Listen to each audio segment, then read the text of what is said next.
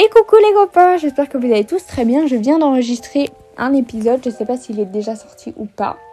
Mais bon bref, c'était sur les bijoux et enfin bref, vous verrez de toute façon. Mais j'ai toujours pas trouvé le titre, enfin bref, on s'en fiche. Donc j'espère que vous allez bien. Aujourd'hui je voulais vous parler des chakras. Alors j'aimerais bien faire un petit disclaimer avant tout. Je ne souhaite pas, vraiment pas s'il vous plaît, recevoir des messages de « Ah, appropriation culturelle !» « Ah, et nanani, nanana !» Non, en fait non. Ne m'envoyez pas ça, je prendrai pas la peine de regarder vos messages et je prendrai pas la peine de vous répondre. Pour ceux qui ne savent pas, je suis dans une période, un cycle, vous pouvez deviner. Donc disons que je ne suis pas très clémente, je ne suis pas très réceptive en fait aux énergies négatives. Donc si vous m'envoyez des messages comme ça, écoutez, je ne vous répondrai pas. Et je ne vous répondrai pas très gentiment et avec politesse. Voilà. Donc, je voulais vous parler des chakras parce que dans le fameux épisode que j'ai enregistré et qui sortira, je ne sais pas quand et je ne sais même pas s'il sortira, je vous parlais du fait que certains bijoux n'étaient pas conseillés d'être portés au niveau du cou. Par exemple, des bijoux en obsidienne œil céleste, des bijoux de protection au niveau du cou, parce que ça peut avoir un impact sur votre parole et sur le chakra de la gorge. Voilà. Alors, dans cet épisode, je tiens à dire qu'on ne va pas rentrer dans tous les détails de tous les chakras, parce que, en fait, j'ai pas le temps et je suis pas spécialiste des chakras, voilà. Il faut savoir que moi, ce que je vous partage, c'est ma pratique, ce que je fais, comment je le fais. Et je ne suis ni Wikipédia, ni Google. Donc, si vous avez des questions, n'hésitez pas à me les poser, mais n'hésitez pas à les regarder sur Internet. Bref, commençons sur le sujet des chakras. Alors, il faut savoir qu'on a 7 chakras, il me semble, enfin, si j'ai bien compté. On a le chakra racine, le chakra sacré, il me semble, le chakra du cœur, le chakra de la gorge, le chakra du troisième œil et le chakra coronal. Ça fait 1, 2, 3, 4, 5, 6, 7. Voilà. 7 chakras. Tous ces chakras sont associés à une couleur spécifique et en fonction de s'ils sont alignés, pas alignés, activés, pas activés, vous allez vous sentir bien ou pas bien. Alors, tout ça, c'est une croyance. Évidemment, vous y croyez pas, c'est comme vous voulez. Il faut savoir que là, c'est le petit point ésotérisme. Les chakras sont... Je pense pas qu'ils soient très, très utilisés en sorcellerie, même si on parle beaucoup d'ancrage. Donc, on utilise quand même la méditation et le chakra racine, mais ça, je vous en parlerai plus tard dans le podcast. Voilà, je perds ma voix, c'est génial. Donc, oui, quand même. C'est quand même assez important d'avoir ces notions. Après, si vous les utilisez pas, c'est pas très grave. Mais il faut avoir cette notion d'ancrage pour pouvoir pratiquer dans la sorcellerie et garder les pieds sur terre et la tête pas dans les étoiles. Voilà, mais ça, je vous en parle tout de suite. On va commencer par les chakras du bas. Je pense qu'on va faire d'abord tous les chakras et puis je vais vous expliquer l'alignement, comment on active, comment on désactive, comment ci, comment ça. Bon, là on va parler un petit peu du chakra racine. Qu'est-ce que le chakra racine ? Le chakra racine est associé à la couleur rouge vif. Si vous souhaitez des pierres qui sont en correspondance avec ce chakra, vous avez par exemple le jaspe rouge. Pourquoi ? Parce que, en fait, ce chakra va être très relié à l'énergie sexuelle, à l'énergie vitale et à l'énergie tout court, en fait. C'est un chakra qui va être en relation directe avec le sol quand vous êtes assis en tailleur. C'est un chakra extrêmement important, voire, je dirais, un des plus importants. Pourquoi ? Parce qu'il vous permet d'être ancré dans le sol. Et à quel moment c'est important d'être ancré dans le sol ? C'est extrêmement important, déjà avant toute pratique ésotérique, d'être calme, d'être ancré, d'être dans le moment présent. Je vous en ai déjà parlé dans des podcasts, l'ancrage, à quel point c'était important. Et ben voilà. Pourquoi c'est important ? C'est vraiment pour être sûr de ce que vous faites, pour ne pas vous laisser submerger par toutes vos émotions, pour ne pas être impulsif et pour vraiment être au plus profond de votre énergie. Vous voyez ce que je veux dire ? Alors, petit disclaimer et petite parenthèse, je ne sais pas communiquer, voilà. Je suis dans ma période du cycle, ce qui fait que je m'embrouille énormément. Étrangement, j'ai du mal à articuler. Et Voilà, je m'embrouille, ça part un peu dans tous les sens, donc je suis vraiment désolée si c'est le cas. Voilà, parenthèse fermée. Donc le chakra racine, pourquoi on l'appelle un petit peu racine? Parce que quand vous êtes assis en tailleur, comme je vous le disais, vous pouvez visualiser des racines qui vont dans le sol. Alors ça c'est très utilisé en méditation et plus précisément en visualisation, et vous pouvez faire cet exercice évidemment avant toute pratique magique, ou par exemple quand vous faites simplement des crises d'angoisse, c'est bien pratique. Et ça permet de se recentrer, de revenir à l'instant présent et de revenir dans la réalité. Parce que pour tous les rêveurs qui me suivent, on se sait à quel point on réfléchit à un truc et puis on va réfléchir à autre chose, on va passer de ça à ça, et même pour les hyperactifs, je parle de ça. On va passer de ça, puis de ce qu'on va faire demain, puis ce qu'on va faire après-demain, puis qu'est-ce qu'on va manger ce midi. Ah purée, pourquoi il y a un truc bleu sur mon mur? Vous voyez ce que je veux dire? On va passer de... Il va y avoir 3 milliards de trucs dans notre tête, on va rentrer dans une chaîne sans fin, et en fait, à un moment, il faut juste respirer et revenir dans l'instant présent. Pour faire cet exercice, vous pouvez être assis, idéalement les pieds à plat sur le sol, mais vous pouvez le faire, c'est en fonction de votre imagination. En tailleur, moi des fois je le fais coucher, mais vraiment avec les pieds à plat sur une surface. Et vous allez venir donc respirer, voilà, petite imitation de la respiration. Et vous allez visualiser des racines partir de vos pieds jusque dans le sol et jusqu'au noyau de la terre. Ce qui va vous donner une impression, de rentrer dans le sol. Et c'est un petit peu ça, c'est ne faire qu'un avec la terre, mais l'élément terre. Vous voyez ce que je veux dire? Vraiment la terre du jardin, quoi. C'est vraiment ne faire qu'un et se sentir... En fait, c'est comme si votre âme ou votre cerveau ou votre pensée, tout ce que vous voulez, reviennent dans votre corps. C'est vraiment ça le but. Donc vous pouvez faire ça plusieurs fois, il n'y a pas de souci.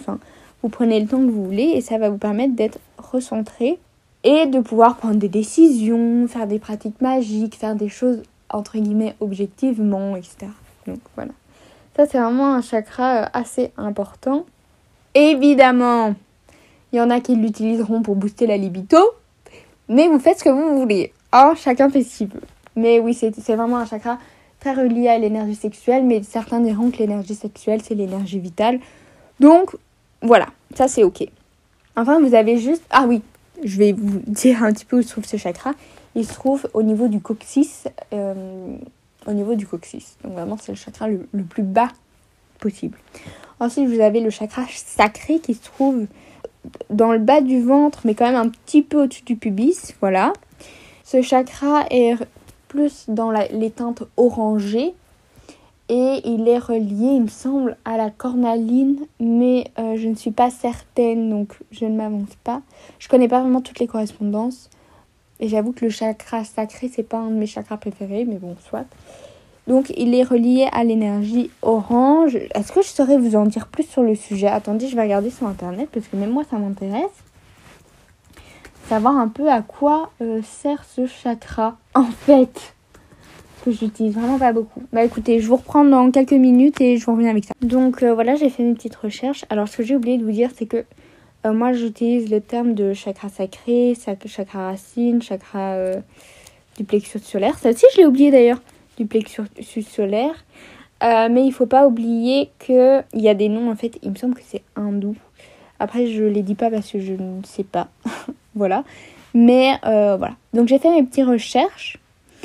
Et en fait, il se trouve, oui, que le chakra se place juste en dessous du nombril. Bon, la zone est à peu près ce que je vous ai dit. Mais voilà. Donc comme ça, c'est associé à la couleur orange. Ça, je vous l'avais dit. Alors, ça représente la créativité, la vitalité et la passion. Donc c'est vraiment... Bon, allez, c'est à peu près le même chakra que le chakra racine. Je pense que c'est pour ça que je le connais pas hyper bien, parce que j'ai associé les deux. Enfin bref. Voilà, donc très associé aux émotions, au plaisir, à la passion, à la joie, à la capacité d'exprimer le plaisir physique et émotionnel. Voilà.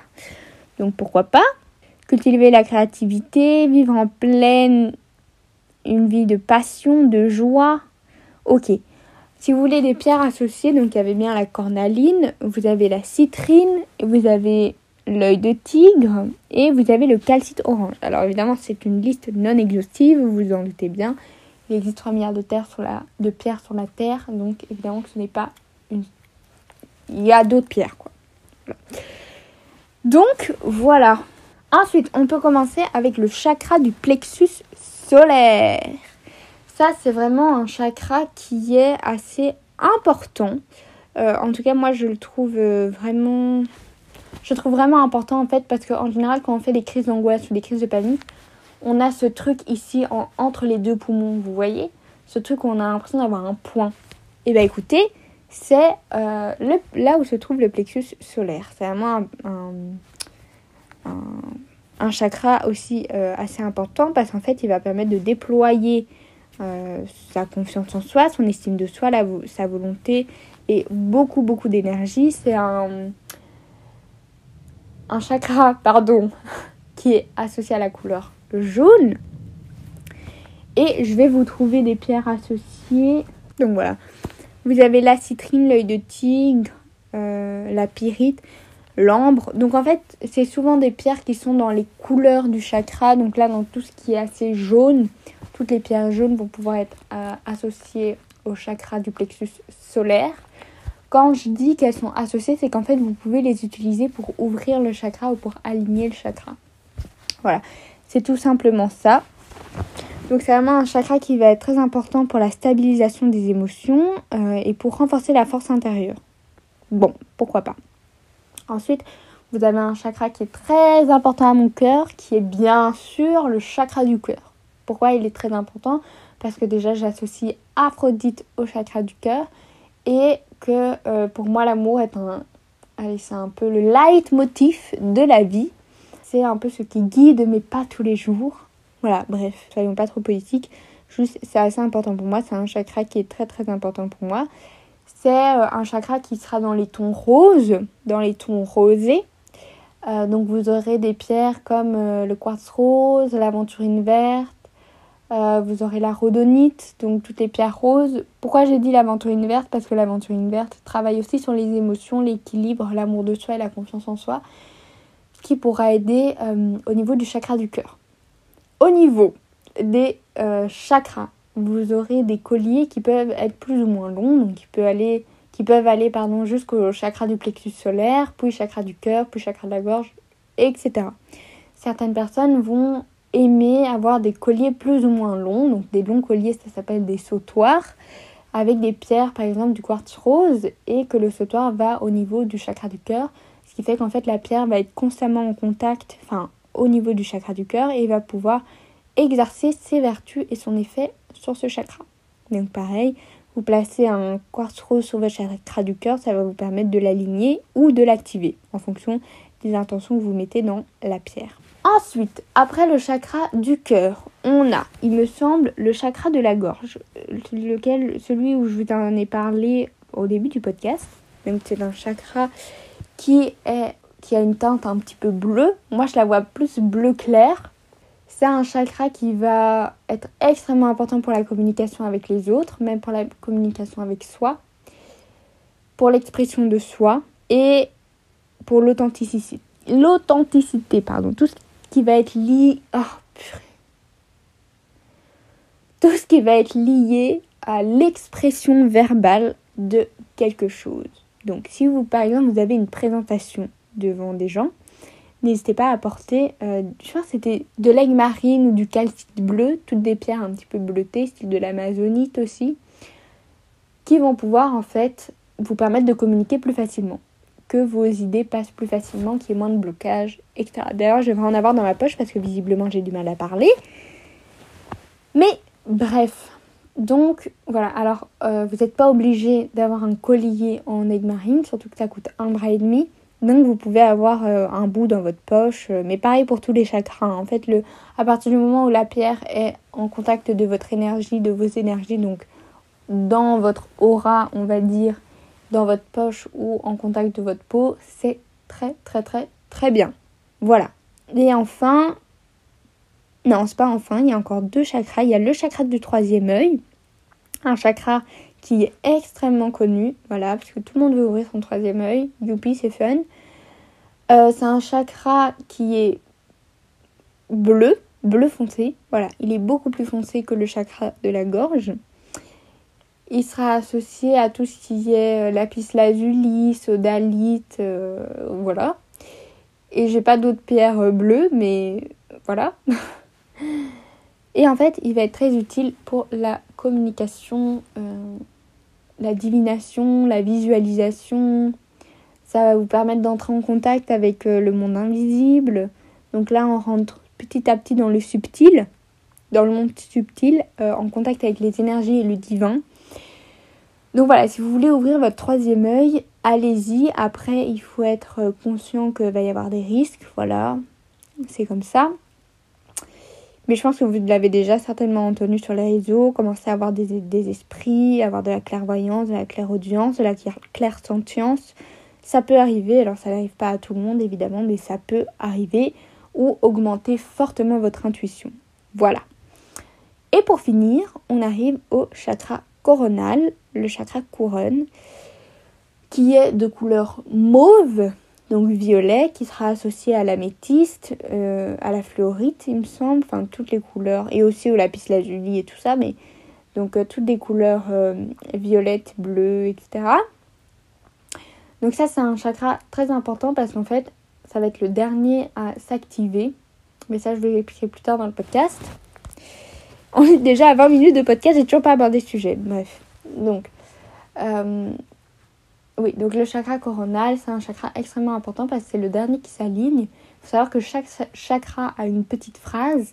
Et il me semble que le chakra coronal, c'est « je sais ». Je pense que c'est « je sais » parce qu'en fait, tous les chakras sont alignés et ouverts. Et vous êtes dans un état de complétude extrême, de clairvoyance, de clairsentience. Voilà, vous êtes vraiment alignés et vous êtes dans un bonheur extrême. Voilà. Et quand je dis bonheur extrême, c'est pas que tout arrive à vous, etc. Non, c'est que vous savez rebondir sur certaines choses. Bref, c'est pas le sujet. Mais vous êtes extrêmement alignés et vous le ressentez. Voilà. Alors, on va pouvoir passer à la partie pratique. Comment est-ce qu'on fait pour ouvrir ces chakras ? Alors, moi, ce que j'adore faire, c'est les méditations. J'essaierai de vous mettre en description un lien... une chaîne YouTube qui a plein de méditations et qui sont très sympas.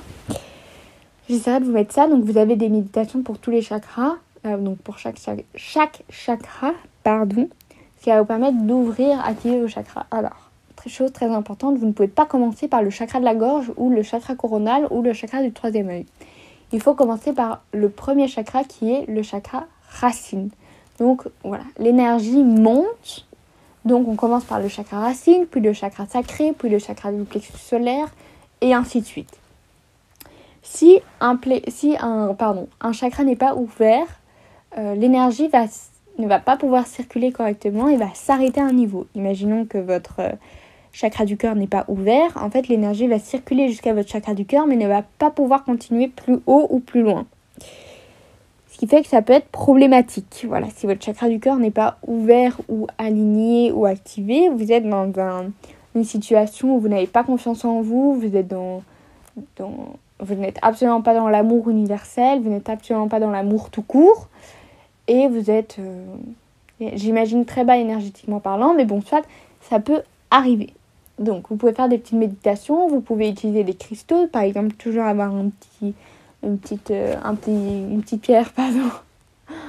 Oh, je suis fatiguée. Une petite pierre de quartz rose dans votre poche, ce qui va faire progressivement ouvrir votre chakra. Vous pouvez réciter des petits mantras, je pense, des petits mots, des petites phrases. Ça peut avoir un impact, voilà. En fait, il y a vraiment beaucoup de façons d'ouvrir son chakra, enfin ses chakras. Et voilà, par exemple, vous voulez ouvrir votre chakra racine, vous pouvez aller en forêt, vous pouvez vous asseoir par terre, vous pouvez marcher pieds nus, vous pouvez écouter des méditations, vous pouvez écouter des ondes sonores. Ça aussi, c'est très pratique, les ondes sonores sur YouTube ou sur Spotify. En fait, c'est assez accessible de pouvoir ouvrir ces chakras et de pouvoir les aligner, etc. Donc, voilà. En fait, la pratique n'est pas très très compliquée. Et c'est bien de temps en temps de reset un peu tout ça et de se dire, ok, cette semaine, j'aligne mes chakras et je fais un combo de méditation, voilà. Donc ça ne se passe pas en une semaine en général, mais en plus de temps. Et ça va vous permettre en fait d'être plus aligné dans ce que vous faites, dans ce que vous êtes et dans ce que vous créez. Voilà, donc c'est ça qui est assez important et dans ce que vous incarnez plus précisément. Donc voilà, je pense qu'on a tout dit. Je ne pense pas avoir loupé certaines choses. Donc petit récap, nous avons 7 chakras. Les chakras s'ouvrent du bas vers le haut, vers le chakra coronal. Chakra coronal, en fait, qui est un chakra extrêmement important. En fait, c'est comme si on était un tube de PVC où les infos viennent. Et si votre chakra coronal, le chakra du 3e œil, n'est pas ouvert, c'est possible que vous ne soyez pas réceptif au monde subtil, ce qui peut être message des guides, message de l'univers. Voilà, c'est tout. Vous pouvez ouvrir vos chakras au travers des méditations. Vous pouvez les activer et les aligner aussi. En général, ça se ressent un petit peu quand vous n'êtes pas aligné. Pour ceux qui ont écouté mon podcast avec la médium, voilà, vous savez que... Ou alors, peut-être qu'elle ne le dit pas. Je pense qu'elle ne le dit pas. Bon, en gros, je vous explique la petite anecdote. J'ai squatté son live une fois et j'avais demandé un message des guides. Et en fait, elle n'arrêtait pas de bouger dans tous les sens. Genre, elle tanguait un petit peu et elle m'a dit « Oui, mademoiselle, vous n'êtes pas du tout alignée. Ça fait 20 minutes, j'ai un petit vertige là parce que vous n'êtes pas alignée. » Ce qui était, ma foi, à ce moment-là, tout à fait vrai. Je n'étais absolument pas alignée. Il faut savoir que moi, j'ai tendance à être beaucoup dans la lune. Donc, j'ai besoin de faire un très très gros effort au niveau du chakra racine pour qu'il soit aligné. Et non pas en excès ou... pas en excès du coup, parce que oui, les chakras peuvent être en excès. Par exemple, si vous êtes en excès du chakra racine, vous allez être beaucoup trop ancré dans la terre et ça peut être un petit peu problématique parce que vous n'allez pas, en fait, vous savez, être comme les gens qui disent je crois que ce que je vois. Voilà, vous allez rien voir et rien croire du monde subtil et vous allez passer à côté de plein de choses. Votre intuition va être coupée, plus d'intuition. Voilà. Par contre, si vous êtes en excès au niveau du chakra coronal ou chakra du 3e œil, ça aussi, ça peut être problématique parce que vous allez avoir beaucoup de mal à être ancré et à activer votre chakra racine. Ce qui fait que vous allez être constamment dans la lune, vous aurez l'impression un petit peu de déréaliser, ça se dit. Évidemment pas au point d'un trouble de déréalisation. Je pense que c'est ça le mot, je sais pas. Voilà, peut-être pas au niveau d'un trouble, mais ça peut être très problématique parce que vous aurez du mal à vous concentrer, vous aurez du mal à être clair dans vos idées, vous allez constamment capter des infos, etc. Vous allez être très fatigué. Donc c'est pas conseillé, il faut vraiment que ce soit aligné et vous pouvez sentir de temps en temps, parfois vous êtes un petit peu trop dans la lune, etc. C'est peut-être évidemment un chakra qui n'est pas aligné. Alors je dis peut-être parce que ça peut être première de choses. Peut-être que vous avez beaucoup de stress en ce moment, ce qui fait que vous pensez à autre chose. Voilà. Pas tout mettre sous le dos de la spiritualité. Tout ne s'explique pas par la spiritualité. Mais voilà. Donc très important que ce soit aligné et non pas en excès ou en sous-excès. Bon, j'ai pas le mot. Mais c'est pour ça que c'est important ce que je vous disais de faire parfois des petits resets en se disant ok ce mois-ci ou ces prochains mois j'essaie de retravailler sur mes énergies parce que on sait jamais et je me sens peut-être moins alignée avec ce que je fais, avec ce que je dis ou avec ce que je suis et ça peut être important et puis aussi comme d'habitude c'est un moment que vous prenez pour vous, c'est un moment de détente donc ça peut vraiment être sympa quoi, autant psychologiquement que physiquement que spirituellement. Voilà, autant lier les trois tant qu'on y est. Sur ce, n'hésitez pas à me dire si vous connaissiez cette pratique ou si vous faites des méditations et surtout, le plus important, comment est-ce que vous faites pour activer vos chakras, etc., pour les aligner et tout ça. En tout cas, j'espère que ce petit podcast vous aura plu, que ça vous aura aidé. Comme d'habitude, un podcast n'est pas une source fiable parce qu'il faut combiner ce podcast avec plein d'infos. Je vous mettrai des petites sources si j'en trouve. Et voilà. Sur ce, je vous fais plein de gros bisous. Comme d'habitude, n'hésitez pas à aimer le podcast, mettre une jolie note et partager. Et je vous fais plein de gros bisous. On se dit à la semaine prochaine. Bisous!